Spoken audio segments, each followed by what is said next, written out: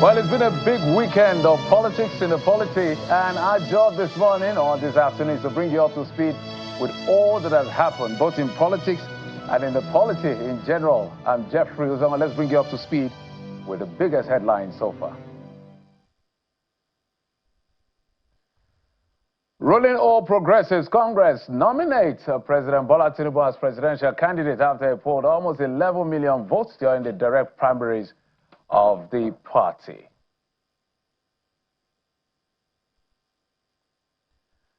And a joint task force issued security alert says there are indications of possibility of isolated attempts by Boko Haram and ISWAP terrorists to exploit the festive period to carry out attacks.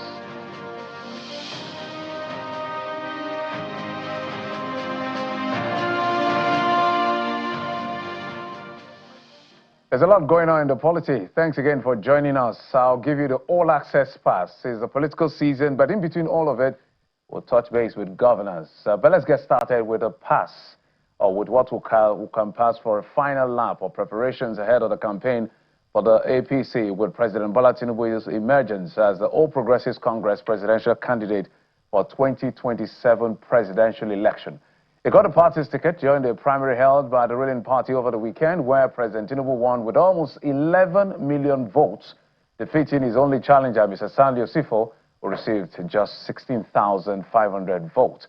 The result of the primary election was announced by the chairman of the APC Presidential Primaries Election Committee, Senator Pius Ayim, in Abuja.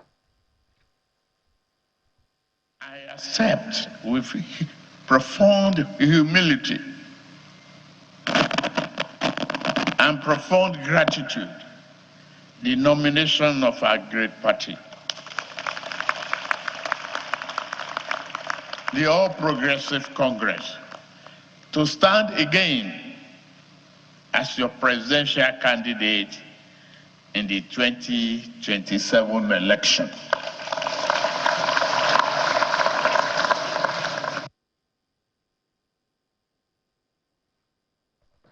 Back here in Lagos, a group of Southwest chairman loyal to the Minister of the FCT, Nyesom Wike, of the People's Democratic Party, Mr. Adediji Doherty, has emerged as the consensus governorship candidate of the party in Lagos, Nigeria. Mr. Doherty emerged during the party's governorship primary in Ikeja. The chairman of the party governorship primary election committee for Lagos, Mr. Olalekun Rotimi, explains that Doherty emerged as a consensus candidate after consultation among party leaders, while Minister Mr. Doherty describes his emergence as both a great honor and a sacred responsibility to serve the people of Lagos.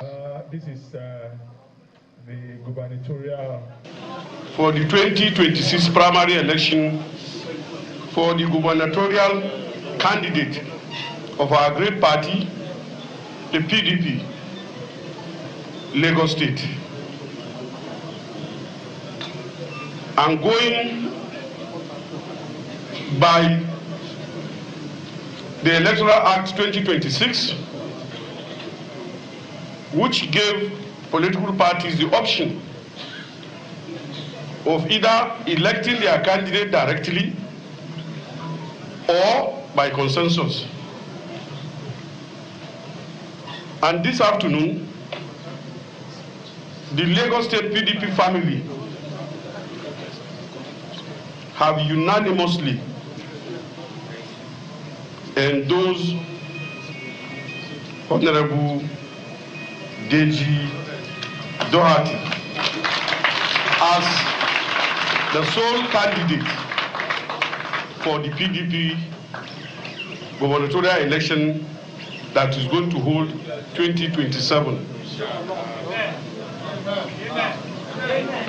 I hereby declare him returned as the candidate. I so return. Well, that's for Lagos. Let's head out to River State, and this has to do with the ADC. By the way, the ADC will be having their primaries today, the one led by David Mark. Remember, the Kachuku-led group has nominated and announced Mr. Dume B. Kachuku as the sole presidential candidate of their group, while the other ones, led by David Mark, will be having their primaries today to nominate their presidential aspirant. But in River State, they have already gotten a candidate. Gabriel Peterson emerged as the candidate of the party after primaries conducted across 319 wards in the state. Primaries were also held on Thursday to produce party senatorial, House of Representatives, and state assemblies. We urge INEC and the general public to disregard. Primaries are over. Now the real assignment begins. Let us work together. We are no longer aspirants competing against one another. We are now one family marching together for the liberation and transformation of Rivers State. My sincere gratitude goes to our leader, His Excellency Right Honorable Rotimi Chibuike Amechi, who gave a level playground for all of us to aspire. We are not entering this race to participate. We are entering this race to win and to govern responsibly. But hear this clearly. Our campaign will not be built on hatred. It will not be built on violence. It will not be built on bitterness. So it's political season. You're going to be getting more of this. Well, we don't know what may change because of that court judgment filed by the Youth Party that has actually turned to INEC. Look, you may hold off on restricting timelines in terms of nomination of candidate and submitting of database of political parties. INEC has not responded officially, but the date that INEC has been working with is 30th, which is 5 days from now, when all the window as far as nomination and submission of database is concerned will close. But let's bring in my guest. Mr. Peter Ame is the acting national chairman of the Coalition of United Political Parties, CUPP. He joins us from our Abuja studio. He's also a former presidential candidate. Mr. Ame, thank you so much for coming on the program. Thank you very much for having me. Good afternoon. Thank you. Let me walk you through the dashboard and get your thoughts on this big dashboard. So maybe a straight question. When you saw that the APC, after they conducted their primaries on Saturday for the presidential candidate to emerge between President Tinubu and Mr. Stanley Osifo, and you saw almost 11 million votes for the president from the 36 states and the FCT, does it sound like, wow, game over, or whatever this is, we don't bother? No, it's not about wow, game over, or we don't bother. We should bother because this concerns the survival of Nigeria and our democracy. And democratic participation and engagement must be built on transparency and on trust. When you talk about 11 million, when you talk about the responsibility for INEC to supervise and monitor primaries of political party, one of the things that bring transparency to the process is the registered members of the party. Where they display at the centers where these primaries were conducted, there were no such display. People complain. There are people I know who are members of the House of Reps, like in Delta and some other, and Edo, who went to their venue and saw that there were no primaries being conducted. And when you talk about 11 million votes, what was the vote that the APC has been getting in Imo State that now they can get 500,000 votes from the place? So you look at the level of the truth behind this masquerade that they are trying to display, a kite that they are trying to fly. This is a precursor to the attempt of what they think they should do in 2027. But the truth remains that these primaries were conducted without transparency. It was shaded in a lot of other secret processes. And it was there were other videos people saw, whether in Abia, where they were counting the vote, and in other states, where you saw that the vote will jump astronomically from 110 to 2,000, from 2,000 to 300. So this leads so much to believe that the figures announced are the true reflection of the outcome of the primaries across the state. So for me, and a lot of Nigerians that I have interacted with, there's no cause for alarm, there's no need for fear, because these are internal, intra-party issues that they can do whatever they like with it. But when it comes to voting, the electorate will be different from the members of the party. The people who populated the party are not the people naturally that totally populate the outcome of those who will go to the ballot, to the vote, polling booth to cast their vote. So what we have is that we must be able to have a proper report from INEC. We must be able to see the membership register that has been pasted, and we will see the level of complaint either from Kogi, Delta, Edo, other places where primaries, Lagos, including Lagos, who one of their godson clearly declared, Desmond Elliott, and said openly he was a beneficiary of such godfatherism and imposition. But today he's on the long side of the stick, and he has decided to open open to the public the funny tricks that they used to conduct internal primaries within the APC. So these are the data that we're collating, and these are the reality of our times, that these primaries are not truly a true reflection of what internal transparent primaries should be. But this is their party issues. We should also see the work of INEC. If INEC is really working, INEC knows that party membership have been presented 21 days to the conduct of this election. How much was INEC was able to interrogate this membership register? How much were they able to do the proper counting? And there was no INEC official who will see any of their report at the end of the day that will reflect that some of this counting we saw on video, and witnesses also confessed to some of the charade that there was displayed on videos across this country. We should be able to see it reflect on INEC report. And if it does not reflect, then the doubt that Nigeria have in the process will continue to be deepened. The issue of internal party affairs and internal democracy within parties, it calls for more interrogation. But let me stay with the APC, because we're going to go across the parties within the time we have. I'm looking at the dashboard that was displayed at the collation center that was declared yesterday. 12 million, let's just say 12,600,000 registered members, but just in a few fractions above that, let's just say 12.6 million registered voters. Accredited voters, 11 million, just approximately 11 million, with a few fractions in excess. And then total vote cast, 11 million, just a few fractions. And President Tinubu got 10.9 million. The gentleman who contested against him got 16,000 votes. So if my mathematics is correct, from the data we've seen, which some of us who are journalists have been screaming over, is the fact that the voter apathy is so disturbing in Nigeria, because Nigeria invests money to these elections to allow people to come and vote. But we see voter apathy, and then we see turnouts within the region of 30 to 35%. We do less than 40% most of the time. But in these primaries of the APC, we have almost 90% voter turnout. What's going on? That's why you see the joke. You see that, you know, anything that has no transparency, whatever they are trying to pull off, whatever the narrative that the APC is trying to clear, I think Nigerians are clever than all this. Nigerians are clever, and it is so disappointing and heartbreaking that the APC, either its leadership and others, we think that the Nigerians does not have the knowledge to be able to decipher and then analyze this data, even for elections that will determine the lives and the trajectory of the leadership of this country. The voter turnout has been on average of 30% to 35%. You know, and you cannot now come to internal party issues where the level of poverty has increased. You know, the out-of-pocket expenditure has increased.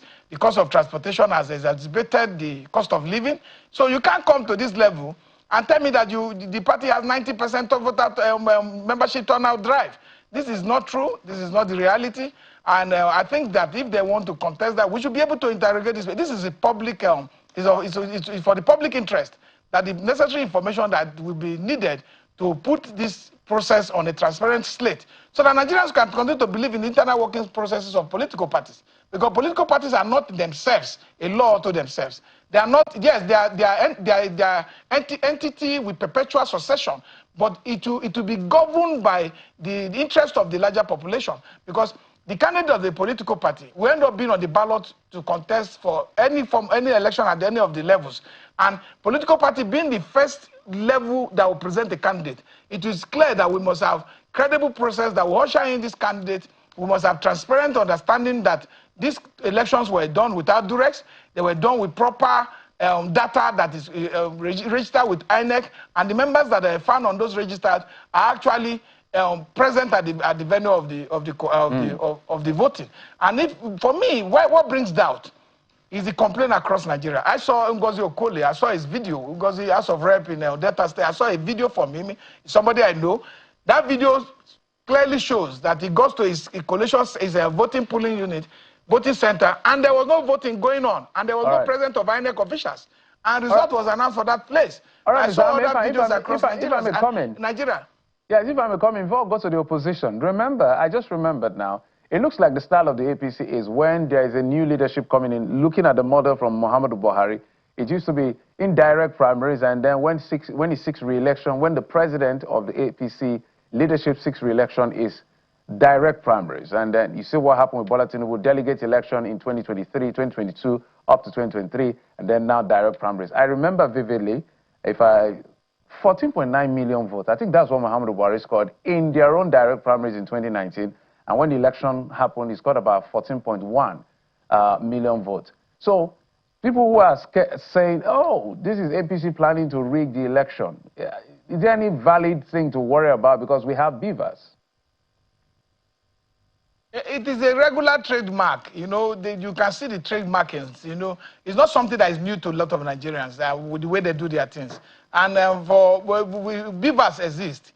There were beavers when the governorship election in Nasarawa State, where if you go to beavers today and you go to IRF, those data that are there still represent that another party won Nasarawa State. The data that are there, and yes, the judgment has been given, but there were beavers where Obi Akpo and all the results in the IRF that was as analyzed by the BBC shows that it was Labour Party that won those areas. The issue is not the issue of beavers. The issue is that we must lay proper foundation for the transparent conduct of our election, whether they are internal or they are external election, or the elections that will usher in either president or senator or governor.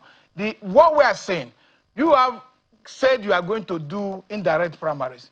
Why are most of your members complaining that materials did not get to their centers? Why are we not seeing the list of your registered voters being pasted at each of the collation centers? Because election comes with transparent process. Without transparency, you can't have accountability. And what they have done, even for those who are not interested in politics, who are discussing this and analyzing the situation, is to act as it's like a precursor to what we expect as the outcome of the result for 2027. You cannot have a situation where you go across state and you find out that the outcome of election, the turnout is around 30 to 35%. And you find out that in the last election, the APC performed woefully and very poorly.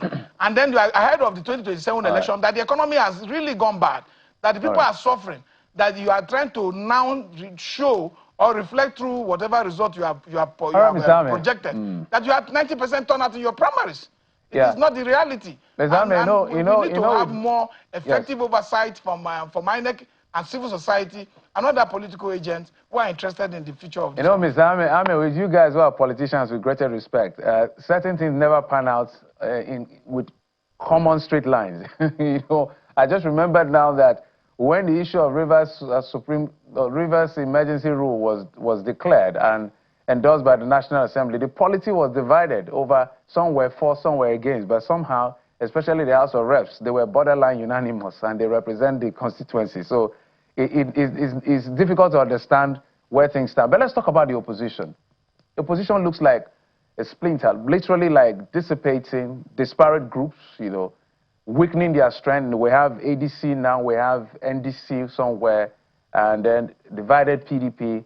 And this is exactly how they played into the hands of the APC in 2023. And people are saying this is a walk, just like a walk in the park for President Bola Tinubu, not necessarily because of his strength or the machinery he has in terms of incumbency and the state, but because the opposition itself is not showing that they can be together to work as a united front. What do you make of it? Because the ADC is having their primaries today, by the way. I think this is really a bad situation for President Tinubu. You have in place in the Southwest where, except maybe he withdraws at the end, where the Oyo State governor is interested in running.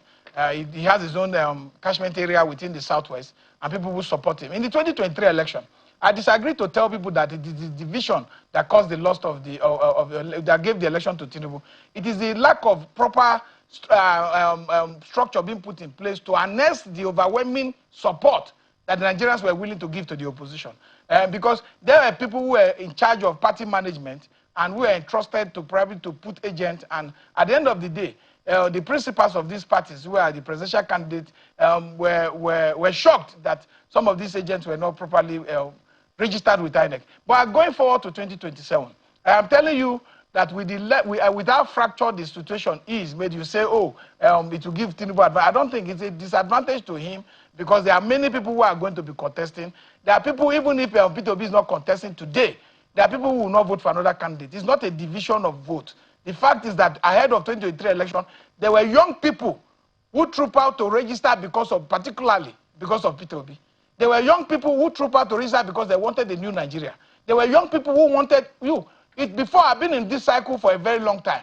You can never see, there are two parties that always dominate our election. You can never see a situation where a third leg party would have entered the election about 3-4 months to the election and then performed to the point that people were even suspecting they won. So the issue is clear that elections are no longer driven by primordial sentiment and old dynamics. The new dynamics is that Nigerians are young, the young demographic are more interested in the electoral system, they are more interested in the future of this country.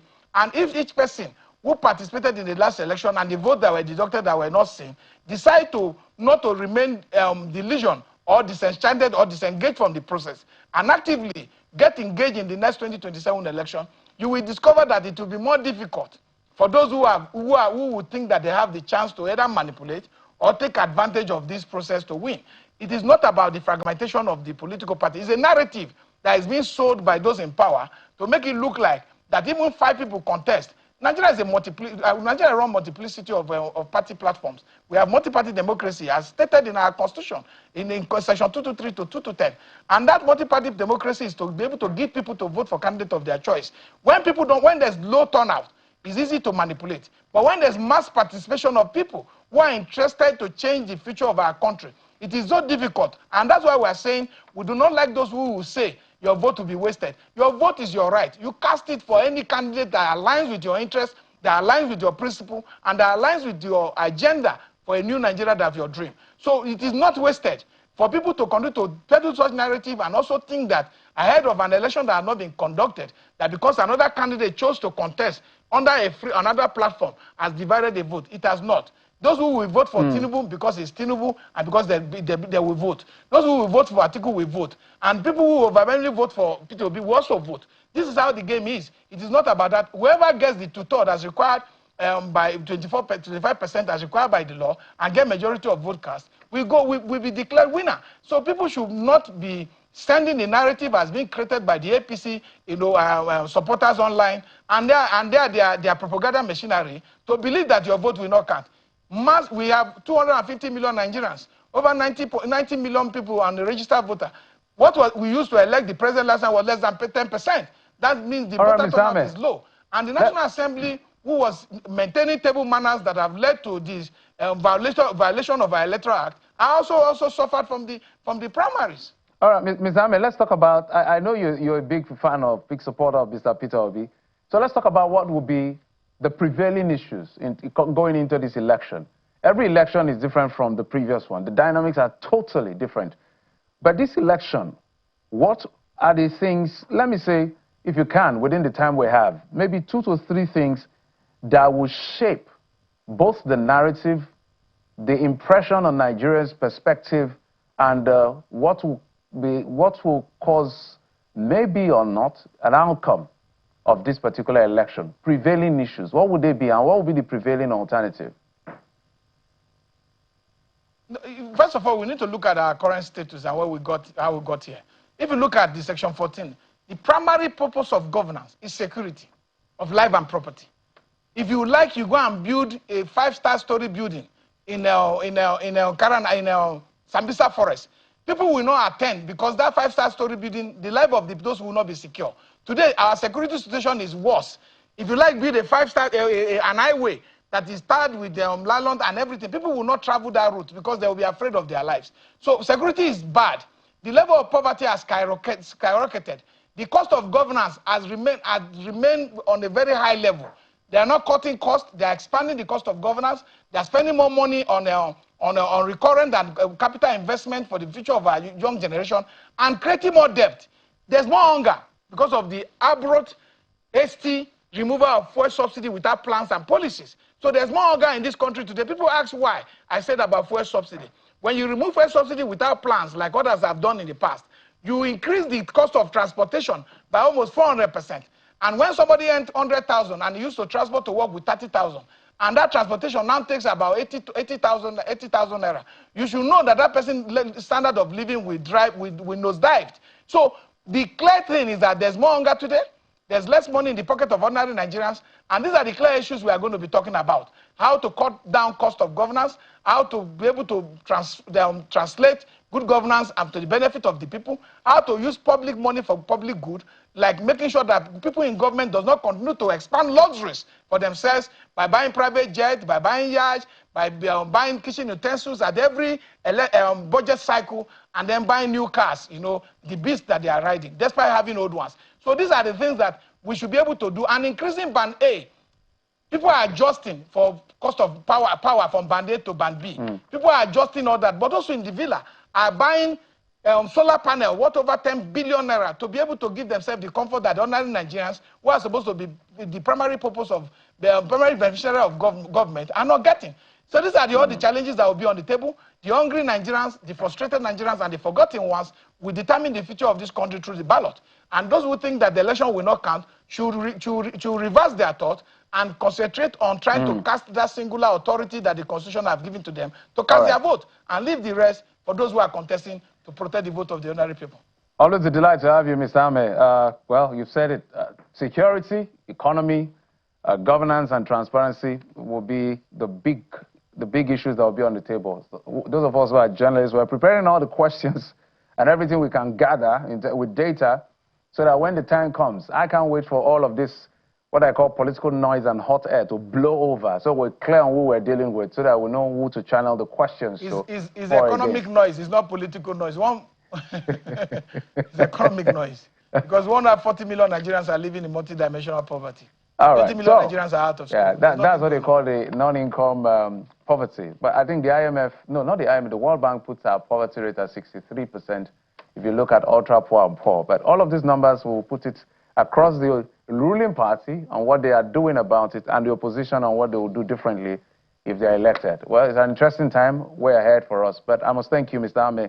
Peter Ame is the acting national chairman of CUPP, that is a coalition of united political parties. Thank you, sir. Thank you for having me. And just before we go, let's tell you that gas marketers have raised concerns about the scarcity and price of liquefied petroleum gas, known as the cooking gas, which has risen as high as 1,500 naira per kilogram from about 1,300 naira per kilogram, depending on the area. In a statement by the Nigerian Association of Liquefied Petroleum Gas Marketers, drawing their attention to the federal government and other stakeholders to what they describe as the erratic supply and hike in price of cooking gas across the country.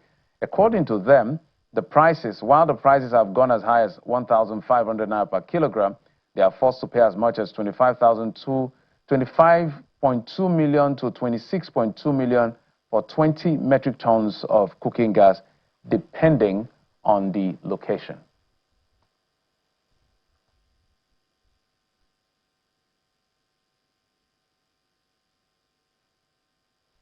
Let's also bring you some advisory that the Joint Task Force Operation Hadinkai to residents in the Northeast that adequate security measures are in place to guarantee peaceful Eid al-Kabir festivities across the country. According to their theater commander, intelligence reports indicate that possible isolated attacks by remnants of Boko Haram and ISWAP elements targeting crowded civilian areas with suicide bombers and improvised explosive devices.